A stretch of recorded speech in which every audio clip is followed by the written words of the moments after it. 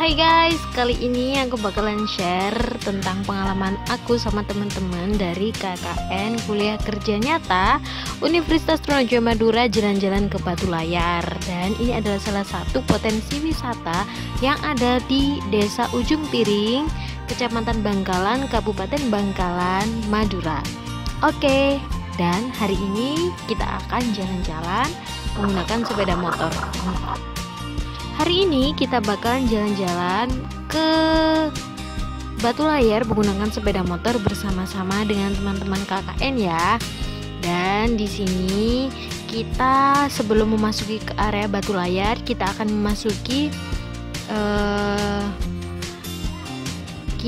memasuki bumi perkemahan Lagundi. Dan bumi perkemahan Lagundi ini juga biasanya digunakan untuk para anak-anak melakukan outbound mulai dari anak SD, SMP, SMA maupun perguruan tinggi di Universitas Trunojoyo Madura.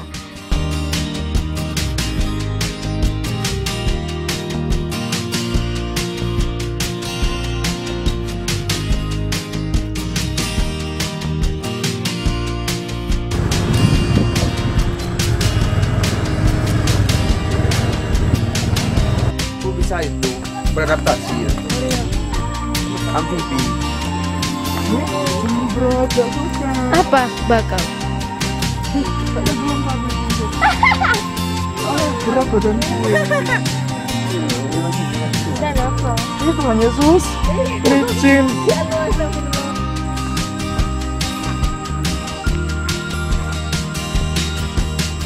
Dan kalian teman-teman tahu bahwasanya untuk menuju ke Batu Layar ini kita harus berjalan kaki ya teman-teman, nggak ada kendaraan lain selain berjalan kaki. Dan menurut aku sih ini adalah tempat wisata yang nggak familiar banget di masyarakat luar Ujung Piring, karena memang belum dibentuk sebagai tempat wisata yang resmi gitu. Jadi hanya masyarakat Ujung Piring saja dan masyarakat Ini tertentu yang dan tahu dengan lokasi ini. Nah, di sini kita akan mulai jalan menuju Batu Layar. Nah, karena di sini jalannya bebatuan banget, kaki kita sakit, jadi kita bakalan nyari jalan yang lain yang sekiranya bisa dilewati.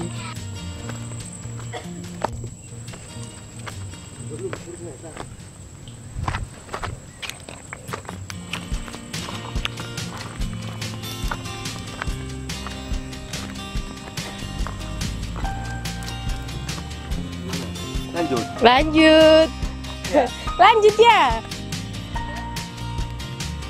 Lihat dulu. Eman nanti kalau nggak lanjut udah sampai sini. Terus sini berarti sandalnya. Bawa aja. Sik dicoba dulu. Nah, kalau surenya ini nggak usah.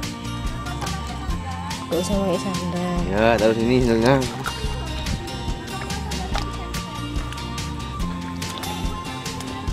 Batu. Koi. Nah, ini adalah jalan yang bisa kita lewati kalau Di sini misalnya ada kita batunya. melalui bumi perkemahan Lagundi.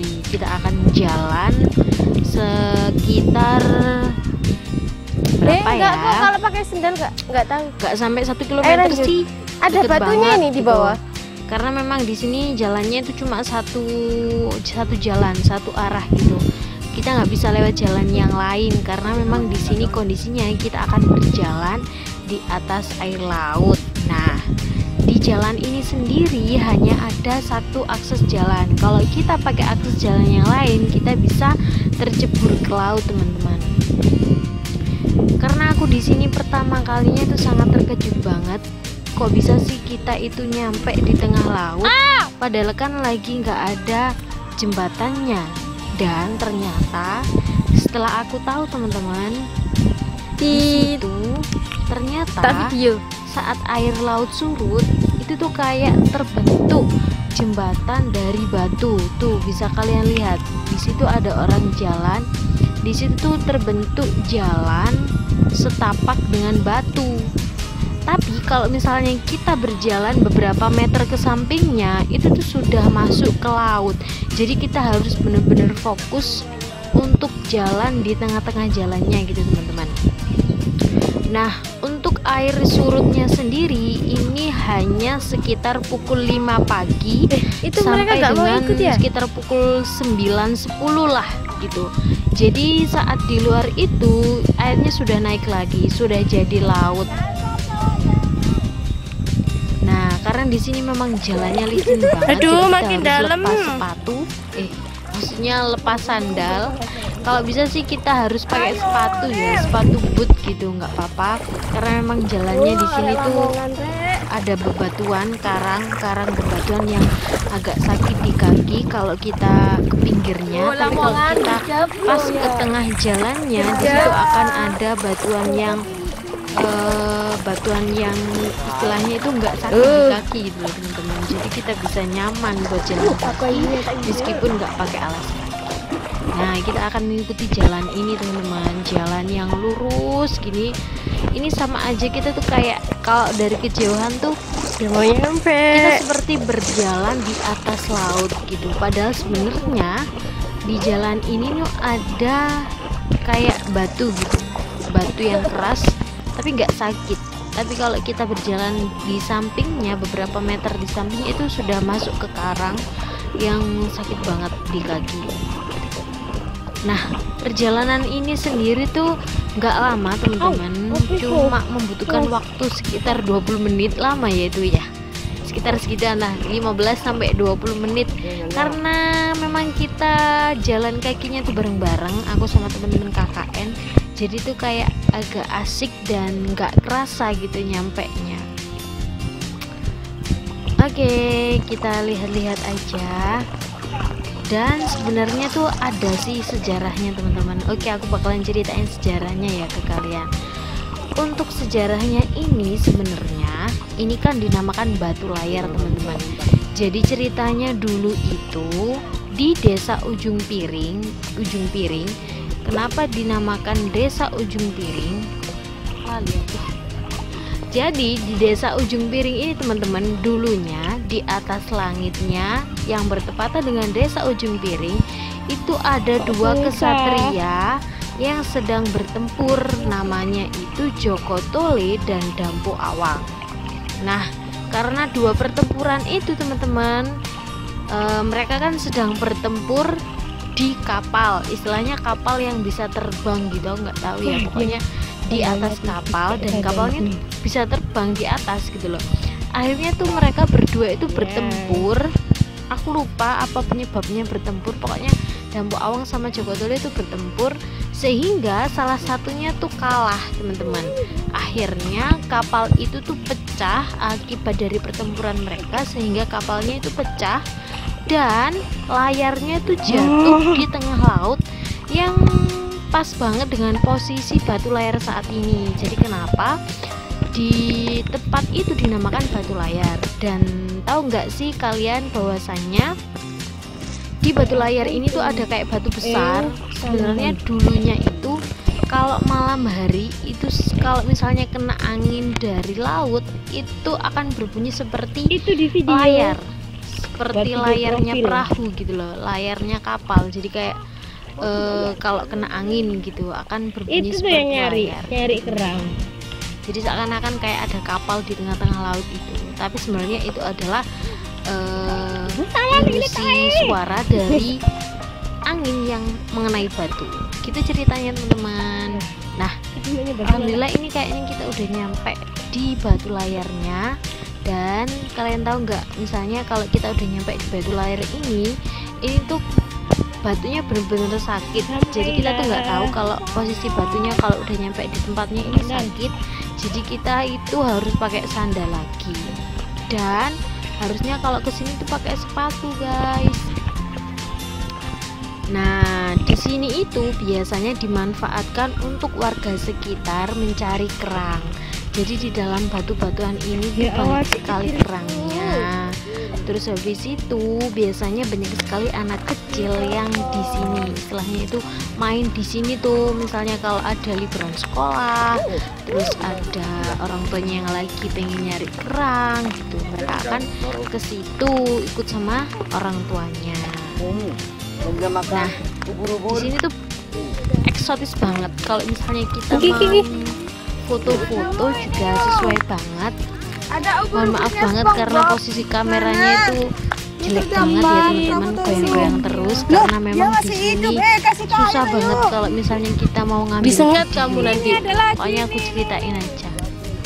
Iya, diambil bawa Nah teman-teman, pulang. kita udah nyampe nih di Batu Layar. Di sini tuh keren banget teman-teman. Sama sekali tempat yang cocok dijadikan wisata, tapi Buat belum makan. terjamah gitu teman-teman. Jadi yang menuju ke tempat ini tuh cuma desa sekitar, warga desa sekitar aja gitu.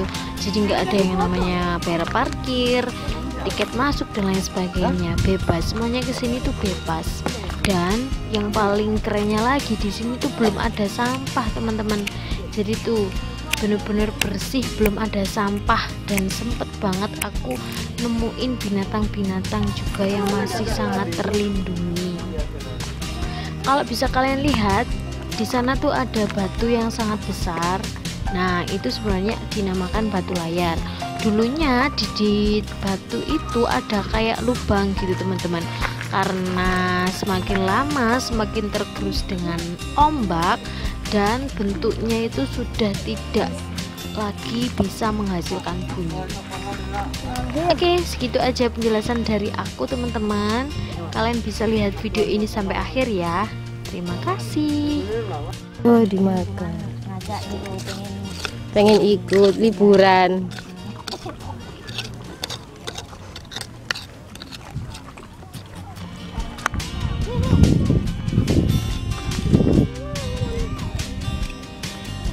Di sini semua kerang bisa dimakan apa, Bu? Bisa, pokoknya hidup bisa.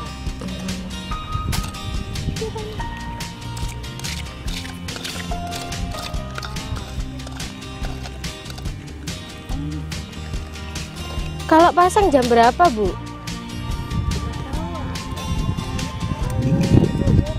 Oh, lama berarti.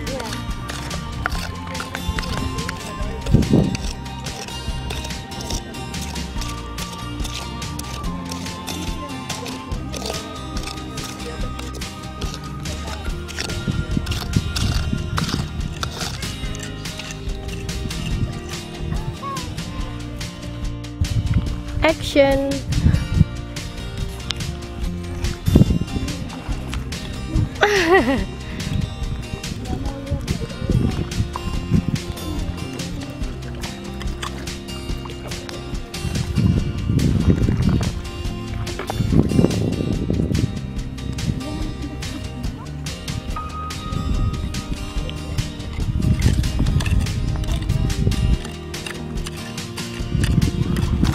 Bukan, mama aku sakit. Ayo foto sini, fotonya. Ini motor. Hi, Van. How do you feel? I'm so happy, but I was sick. Fever. I was a fever.